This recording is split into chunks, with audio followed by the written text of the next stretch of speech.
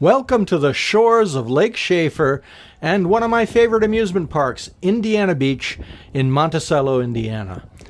Now, this park is a boardwalk park, and you think, well, in Indiana, well, how do you have a boardwalk park? Well, Lake Schaefer is really big, and they built this gorgeous boardwalk all along the edge of the lake. And there are lots of interesting rides here, some very unique ones. So, this is the main entrance. Now, we have also stayed at their campground, and in the campground, you're taken by boat over to the park. And here, you just walk in. Now, I'm not sure what that huge structure is there with the cables. I never asked, and I never found out. But you walk down this rampway, and it takes you onto one end of the boardwalk. The park was created by Earl Spackman in 1927, and it has developed a lot over the years. It was sold by the Spackman family to an RV company, of all things, in 2008, and then the RV company sold it to Apex Parks in 2015, and 5 years later, Apex Parks dumped it. And that would have been the end of Indiana Beach, except for Gene Staples, the Chicago businessman who stepped in to save the park, and he was a hero to people all across the United States for saving such a wonderful park. And then Staples went on to save Clementon Park in New Jersey and also Niagara Park in New York. So here you can see Lake Schaefer, and there's this wonderful panorama of the park. The huge coaster that you see there is Who's Your Hurricane, which put this park on the map for coaster enthusiasts. It's a pretty impressive ride for a smaller park like this. And you'll find that there are lots of other rides intertwined with the Who's Your Hurricane. There's a lot packed into this boardwalk, and a lot of things are intertwined. You can see the huge Ferris wheel there. There is this suspension bridge that you have to cross, and it can be a thrill ride all to itself depending on how many people are crossing, because you feel the bridge bouncing up and down as you're crossing it.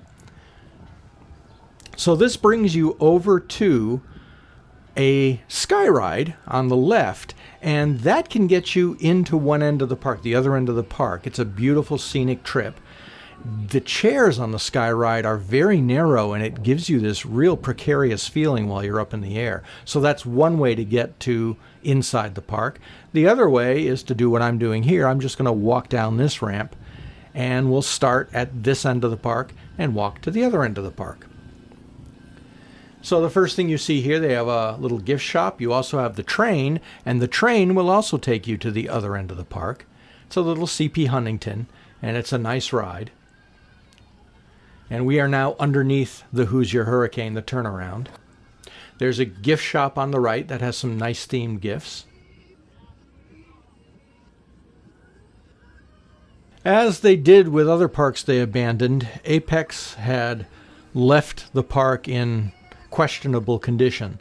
So Gene Staples and his crew have been working pretty hard to keep this place going and bring it back to the way it was. Here you have a whole walk of fame of people who donated money to help save the park, and Karen and I were among those, and we're in the first section on the brick layout there. There's wonderful views of the lake all the way across. There's the Schaefer Queen that goes out onto the lake, so you can get a tour of the lake. That's free. There's a sky coaster that goes out on the lake. There's a really neat swing ride that was being repaired that swings you out over the lake. So lots and lots of things to do in this area as well as at the park. And what I'm going to do is I'm going to sort of avoid talking about the left-hand side while we're walking here, except for this, the Lost Coaster of Superstition Mountain. That was not running while we were there, and it's probably a good thing because I've heard pretty nasty stories about how that used to run. So, but we'll talk about that when we come back. So I'm going to avoid most of the left-hand side of the park and focus on the right-hand side as we walk down here. So that was the Sky Coaster. There's a little bandstand here where musicians play. For the curious, we are walking north along this boardwalk, and eventually it will branch off to the west. One thing I like about what Gene Staples is doing with this park is he is trying to really maintain its roots and maintain its traditional feeling that it's always had. He's not trying to turn it into something it wasn't. There are lots of historical exhibits in the park, and there are lots of tributes to the Spackman family in the park, and I like that. I like to see the tradition honored. Now you can see a scrambler over here out on the water. As you notice, most of these rides, like the Paratrooper, are positioned out in the water. And they also have all these water slides. They have a big pool that is a little further on down there. And notice intertwined with the water slide is a Galaxy coaster. And you'll find that all the way through the park. Things are just on top of other things and intertwined with other things. Now up here, you'll see one of the things that the park is famous for. There's the Schaefer Queen Duck. Carp feeding. You can feed the carp at Indiana Beach, and in fact they used to sell a t-shirt that said, "I feed the carp." And this is what it looks like when you do that. It is like this writhing mass of flesh that comes to the surface, and they all battle each other over the food you toss in. It's somewhat fascinating and somewhat disgusting at the same time, and it's always popular. So now we'll continue walking along here. As you can see, they have plenty of standard carnival games that you can play. There's basketball. There's Den of Lost Thieves, which is a wonderful dark ride. And it's a ride through, and it's a shooter, so you have little guns and you shoot targets. And it's pretty humorous. The whole park is really aimed at families, so there's stuff that families can do together, there's stuff for teens, there's stuff for little kids. You'll see the kiddie land in a minute. Over here, there's a fascination booth. You don't see that too often anymore. Earl's Pizzeria is really good, and they have that wonderful pipe organ in there that somebody can play, I guess. I haven't heard it played, but it's in there. Ice cream. And then over here on the left is a really nice sweet shop and a gift shop. There's Dodgem cars. It's a pretty extensive arena. And this arcade, I'm going to go in here because it is filled with pinball machines. Really nice pinball machines in great condition. They have a Wizard of Oz from Jersey Jack. They have a Black Hole, which is a really rare machine to find these days. Lots of classic machines in there. I was really happy to see that. It's a little odd because some of them you can get this Indiana Beach card, and some of the machines take the Indiana Beach card that you have to start the machine with. Others require change. So maybe they'll standardize it over time. Over here you see the swimming area.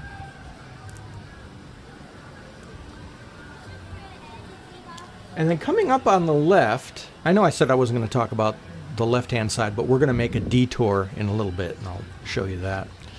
Over on the left-hand side here are these giant Easter Island statues that are fountains. It's really interesting look to it.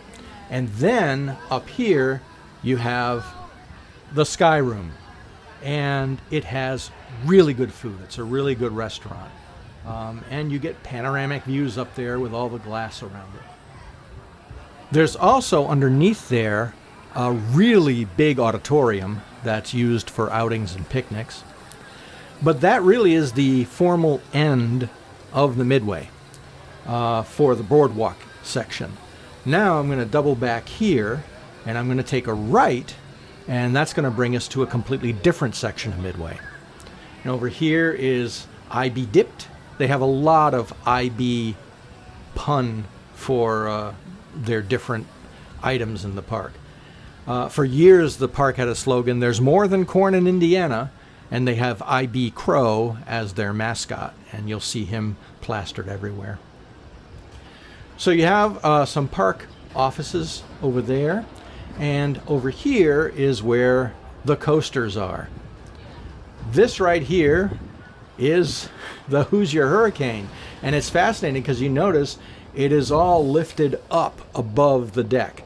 So the whole thing, the whole coaster is sort of suspended in the air for the entire length. That way they could fit other stuff underneath it. And you have all these shops down here, which we'll look at later. Now over here, there's a sort of interesting thing, and it's not very clear on the signs. So if we pass through here, that flash was because I had accidentally stopped the camera and I had to restart it. If you go through here, you can see Flying Carpet Ride.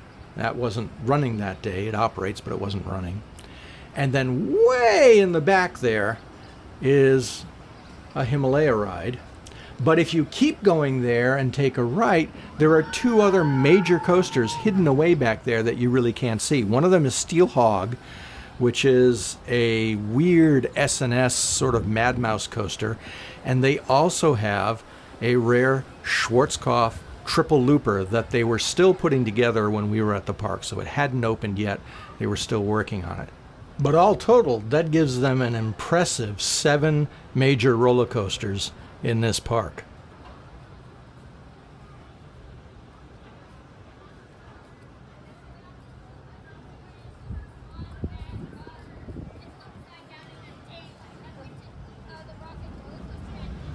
So there's the entrance to the Who's Your Hurricane, a wonderful early custom coasters ride. Right next to it is the entrance to the Flume ride, which is really good. And then crossing the tracks here, we enter a whole Kiddieland area that's sort of tucked away back here. There's a big picnic pavilion, and then around it are all of these nice little kiddie rides. Now, once we take a left over here, there's one of my favorite rides in the park. I've really got 2 favorite rides in this park, but this is one of them. And it's another Custom Coasters coaster, and I used to call it Baby Boulder Dash because of the enormous amount of airtime and the speed on it. It's just an amazing ride. Unfortunately, the day I was there, it was down for mechanical reasons, so I never got to ride it. But there you see some of the track. This is the Tigger coaster, which is a Schwarzkopf Jetstar. That's the Who's Your Hurricane, and this is the station for the Cornball Express. You've got a lot of climbing to do to get to it. You have to climb up the stairs in order to get to the station. But it is an amazing ride, all intertwined and packed into the Who's Your Hurricane layout. But I just can't say enough good things about it. Phenomenal ride. And I wish it were open when we were there. So there's a nice arcade. So we're going to take a walk through this arcade to pull us out around another section of Midway.